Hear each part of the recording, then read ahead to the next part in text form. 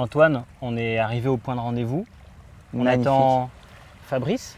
Fabrice, l'homme qui murmurait à l'oreille des Lévaux. Il nous a donné rendez-vous ici vers Niolon. Superbe belle crique pour parler du tout nouveau Lévaux. Il devrait pas tarder à arriver d'ailleurs. Si, attends, écoute. Je crois que je l'entends arriver. Il arrive. On entend des cailloux. Ouais, il est là au-dessus. Salut Jim. Salut Antoine. Bon, cool. Superbe endroit là. On est bien là, hein? Il y a du trail de partout là. Il y a du caillou, il y a du soleil, il y a tout ce qu'il faut, je pense, pour essayer les Lévaux. Ouais. On va se régaler avec les nouveaux Lévaux. Bon, est-ce que tu t'assois avec nous pour en parler 2 secondes? Pas de problème, on est Allez, là pour ça. c'est parti. Allez.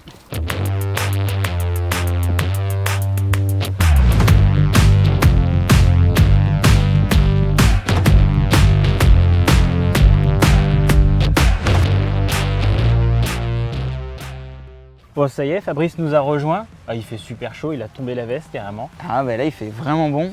On est là pour parler du tout nouveau Lévaux, tout nouveau Yes. Turbo Lévaux avec Fabrice qui les connaît bien. Mm. Et ce nouveau Lévaux il a pas mal changé et il y a 2-3 choses quand même qui n'ont pas changé. Bah oui, il y a plein de choses qu'on voulait garder. Et la première chose, c'est le look and feel Specialized avec cette même architecture de cadre et le side arm qu'on Ouais. a avec ce vélo.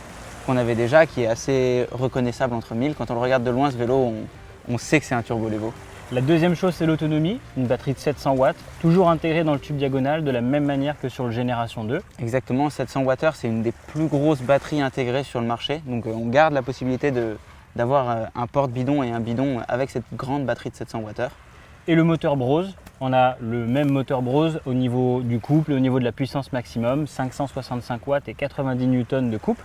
Donc c'est notre gros moteur de Lévaux qu'on a toujours aujourd'hui. Exactement, avec la courroie à l'intérieur qui distribue la puissance de manière souple et Exact. toujours aussi puissant que ce qu'on avait.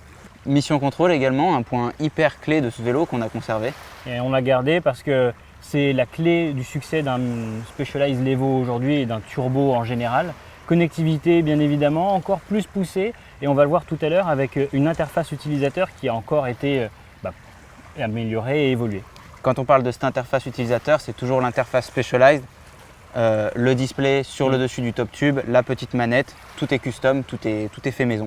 L'autre chose aussi, c'est qu'on a gardé également le même débattement, 160 mm devant, 150 mm derrière. Fabrice, tu connais bien l'Evo, toi qui roules régulièrement avec. Est-ce que tu peux nous reparler de son placement dans la gamme?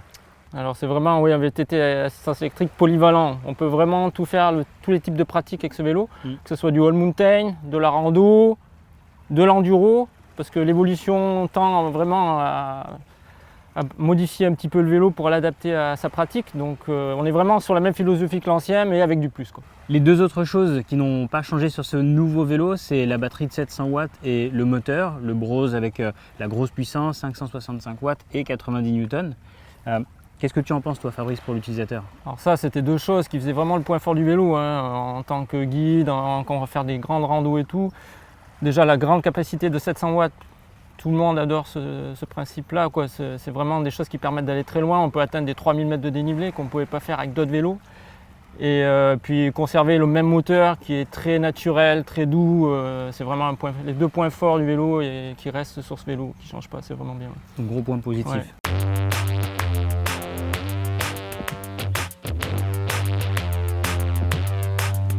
Maintenant, qu'est-ce qui a changé par rapport à ce nouveau Lévaux Génération 3? Alors le châssis déjà il a été entièrement revu de A à Z. La première chose qui a beaucoup changé c'est la cinématique.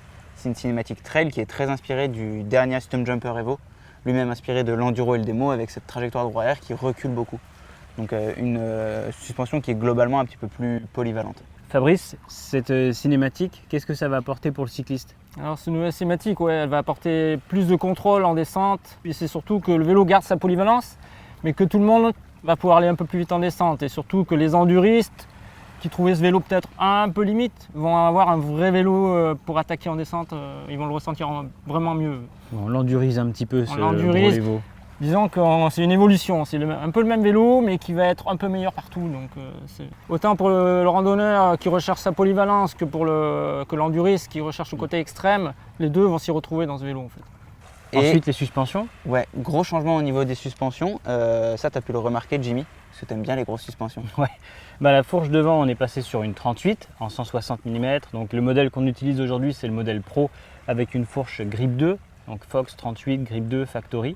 Et puis derrière c'est pareil, on est passé sur un gros amortisseur, on a un Fox Floatix 2 avec voilà, beaucoup de réglages et un gros volume d'air. Et tout le châssis il a été pensé autour de cet amortisseur avec son gros réservoir d'huile. Et on garde en fait une compatibilité avec des bidons. Même si on a le gros réservoir d'huile qui dépasse, on peut quand même mettre un bidon dans le porte-bidon. Grosse nouveauté également, le format de roue. C'est un format de roue qui te plaît beaucoup, je le sais. Grande roue avant, 29 pouces pour de la stabilité, une précision dans la direction. Et une petite roue arrière de 27,5 pouces ou 650B pour être dans ce qu'on appelle dans cette configuration mulet. Ça nous permet d'avoir des bases super courtes avec ce moteur assez important. On peut avoir avec une petite roue des bases très courtes, un vélo super vif. Exactement, tout en gardant un avant qui est assez long et assez directeur et qui permet de bien franchir les obstacles. Ce qui a changé par rapport à la génération précédente, on a ce qu'on appelle le front center qui est plus long, donc l'écart entre l'axe du boîtier pédalier et l'axe de roue avant a été allongé. Par contre, la différence entre l'axe de boîtier de pédalier et la roue arrière, lui, a été raccourcie. Donc un vélo qui n'est pas beaucoup plus long dans son ensemble, mais plus joueur sur l'arrière et un peu plus stable sur l'avant. L'autre point, c'est également ces réglages. À l'image un peu de ce qu'on avait avec le Stumpjumper Evo, on va retrouver le Horselink qui va également être réglable avec un flip chip. Exactement. Et pareil sur la direction. Donc avec le Horselink, on joue beaucoup sur la hauteur du boîtier de pédalier. Donc on peut monter et descendre le boîtier de pédalier. Et avec la coupelle, même principe, une coupelle droite qui permet d'avoir un angle de degré à 64,5 degrés et une coupelle excentrée qui permet de faire plus 1 ou moins 1, donc 63,5 degrés ou 65,5 degrés. Donc 3 degrés d'écart sur la partie avant. Donc ça apporte vraiment de la polyvalence aussi à ce vélo et on peut tout faire avec ce vélo. On peut revenir sur une géométrie très proche, voire identique à celle d'un Levo Génération 2 et partir sur un extrême, celle d'un Stumpjumper Evo par exemple, avec un boîtier très bas et un angle de direction très important, très ouvert. Toi Fabrice, ça sur le terrain, tu le ressens, ce besoin des personnes d'avoir des vélos qui sont différents, adaptés à leur terrain de jeu, adaptés à leur façon de rouler? Oui, carrément. L'Evo Génération 2 était vraiment un vélo très abouti qui convenait à beaucoup de personnes. Mais j'avais, en tant que guide, quand j'emmenais des gens avec le Levo, il y avait quand même des gars qui étaient vraiment aguerris au niveau technique, qui voulaient engager vraiment. Et vraiment, avec ce nouveau Levo Gen 3, ils vont se retrouver carrément, parce qu'on a un vélo qui vont pouvoir adapter de façon plus extrême, avec un angle de chasse bien plus ouvert, avec la petite roue derrière, donc ils vont vraiment s'y retrouver. Ouais. Et les géométries modernes, qu'est-ce que ça apporte pour le rider? Alors les géométries modernes, ça apporte plus de stabilité, parce que le vélo est quand même 20 mm plus long au niveau du reach. Comme j'ai dit avant, on a un angle de fourche qui est quand même bien plus ouvert. On peut descendre le boîtier, donc on va vraiment avoir une configuration vraiment extrême du vélo. Mais en contrepartie, on peut rester sur une géométrie très traditionnelle, comme l'ancien Levo Génération 2, qui convient à beaucoup de gens, donc tout le monde va s'y retrouver dans ce vélo. Donc plein de géométries pour différents riders, différents terrains, et on aura un configurateur de géométrie comme sur le Stumpjumper Evo pour aider à choisir, savoir où on en est. On retrouve notre géométrie S-Sizing, donc notre choix de taille qui part de S1 jusqu'à S6, donc un équivalent d'un XS qui est capable d'être adapté pour une personne d'1m49, jusqu'à S6 qui fait un équivalent à XXL et donc environ 2 mètres au niveau de la taille. Et surtout, on garde cette philosophie avec le collier de tige de selle qui reste très bas. Donc sur toutes les tailles, on peut adapter plein d'auteurs de tige de selle et ça offre la possibilité aux cyclistes aussi de choisir leur taille en fonction du terrain qu'ils vont rouler, de leurs préférences et de ce qu'ils veulent faire de ce vélo en fait. Typiquement, tu roules sur un S3, je roule sur un S4, Fabrice roule sur un S3. On fait tous les trois entre 1m70, 1m75, même plus grand Fabrice. Donc on est capable de rouler tous les trois sur des tailles à peu près différentes avec une taille de personne à peu près identique. Avec quasiment les mêmes hauteurs de selle. Exactement. Fabrice, les avantages du S-Sizing, pour toi c'est quoi exactement pour le cycliste? Alors oui, on a changé la philosophie des tailles. Avant on parlait en S, M, L. Donc il y avait souvent des gens qui se trouvaient entre deux tailles, c'était vraiment fréquent. Comme le tube de selle est à la même hauteur à peu près sur tous les vélos, la personne peut choisir entre un S1, S2, S3, S4, S5, S6. Plus en fonction de son style de pilotage. On peut comparer ça un peu comme le ski. Il y a des gens qui aiment skier avec des skis longs parce qu'ils préfèrent aller droit, vraiment prendre de la vitesse, d'autres qui cherchent des vélos plus maniables, donc ils prennent des skis plus courts. Donc on est vraiment sur cette même philosophie qu'en ski, donc un choix de longueur de vélo qui peut s'adapter à plusieurs personnes.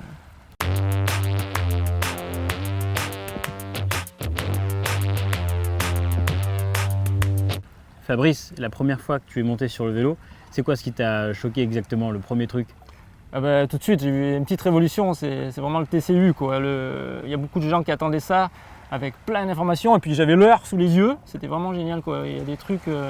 Ouais, et la vitesse, Ouais. la distance. Donc là, on peut changer, on peut vraiment avoir ce qu'on veut sur son vélo, quoi. Tous les paramètres qu'on veut, la distance, avoir l'écran qu'on veut et avoir toutes les informations qu'on veut, ce qui n'était pas le cas vraiment avec le GN2. Et en plus, quel que soit le niveau de luminosité, on voit vraiment bien, quoi. Attends, Donc ça, j'ai une c'est- devinette pour toi. Tu sais combien d'écrans on peut avoir sur ce TCU? Non, franchement, il y en a tellement que j'ai encore eu le temps de faire le tour du propriétaire. On peut en avoir 16. Ah oui, quand même. Et combien d'informations on peut changer dessus? On peut en avoir 30. Oui, c'est énorme. Donc je pense que tout le monde va s'y retrouver vraiment Ouais. avec ce nouveau TCU. Et par rapport à ce nouveau TCU, on n'a plus 5 modes mais 6 modes maintenant. Donc on a le mode off, le mode eco, trail, turbo, smart control. Et on a un dernier nouveau mode qui s'appelle microtune. Et le microtune, l'intérêt Fabrice, c'est que tout en roulant, on peut changer ses modes d'assistance sans avoir à sortir son téléphone. Toi, qu'est-ce que tu vois pour le cycliste concrètement? Exactement, ben ça va être un gros avantage aussi parce que souvent on avait déjà l'avantage de pouvoir régler les puissances et la puissance tout ça avec son téléphone. Mais des fois on sortait avec des collègues et tout et on se rendait compte qu'on avait trop d'assistance par rapport aux autres ou pas assez.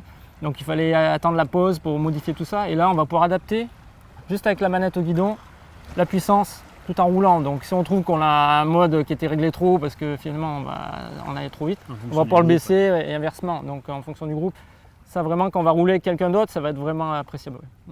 Avec ce nouveau TCU, on finalise une partie électrique également. On a les mêmes systèmes au niveau du branchement par rapport à la génération 2. Exactement. Même batterie, même moteur, ça on l'a bien dit.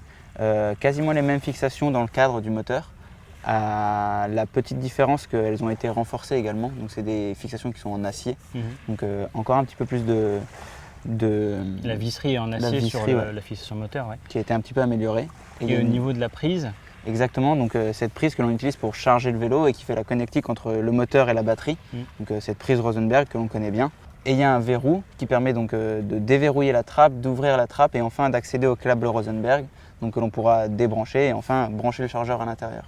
l'autre point également, c'est toute la partie protection du triangle arrière qui a été également augmentée, puisqu'on va avoir une protection sur les haubans, une protection en plastique qui peut être démontable, interchangeable, et on a également une protection sur toute la partie basse des bases pour protéger le moteur de toute projection de boue, de cailloux qui pourraient arriver. Fabrice, toi pour le cycliste, ça apporte quoi d'avoir une nouvelle trappe pour l'accès à la batterie? Tout ce qui améliore la fiabilité, c'est toujours bien sur un VTT et encore mieux sur un VTT assistance électrique. Quand on fait du VTT, on n'est pas toujours dans des conditions optimales pour laver son vélo, tout ça. Donc des fois, on ne trouve qu'un Karcher, on y va au Karcher. Donc ça sera vraiment un point fort pour vraiment améliorer la durée de vie du VTT du Levo, quoi. Pour résumer, Fabrice, on voit que c'est une plage paradisiaque, donc il y a du monde qui commence à arriver, mais on Tout à va fait. finir de parler avec ce nouveau Levo Génération 3. On a un nouveau comportement, on a une meilleure ajustabilité et on a également un nouveau système électrique qui a été optimisé. Bon Fabrice, je crois que tu nous as réservé 2-3 petits trails, on va aller rouler tout ça? Oui, là, il y a vraiment une quantité de trails incroyable au-dessus, là, donc on va aller profiter de tout ça. Je crois qu'il Cool. est temps d'ailleurs. Oui, C'est parti!